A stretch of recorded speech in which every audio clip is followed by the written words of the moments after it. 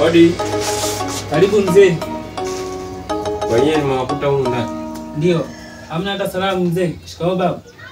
Sina shikamoo yako. Mama yako anakuambia una mzee kama mimi wewe. Amekwambia una mzee unayefanana na mimi. Hebu niambie watu huko ndani. Oya, kuna mzee huko anawaita huku nje.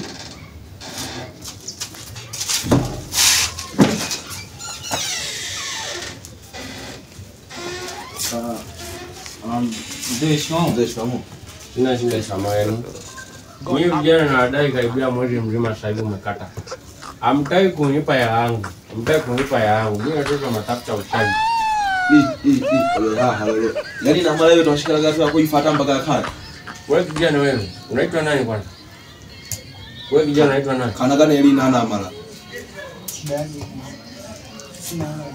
Ni kwa kweli mzee, yani hapa hela. Yaani hatukulipi hela kabisa. Yaani mpaka nyumbani. Nyinyi nitawaonyesha. Mimi nimesomea chuo cha utawi Nigeria. Nataka niwaonyeshe. Nataka kumpata kichwani. Chuo wapi?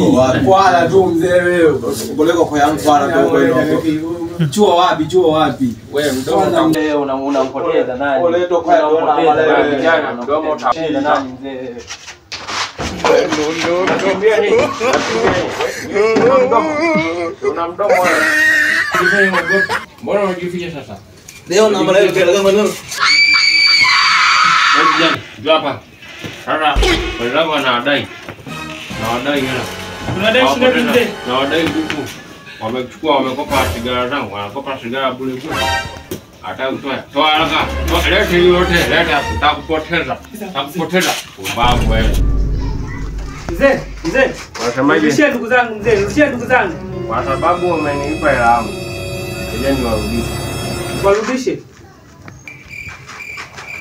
Na mkome kopa hela za watu. Na mna bahati. Niwapoteza na hii nyumba yenyewe yote hii. Poteza zote hii. Mbavu.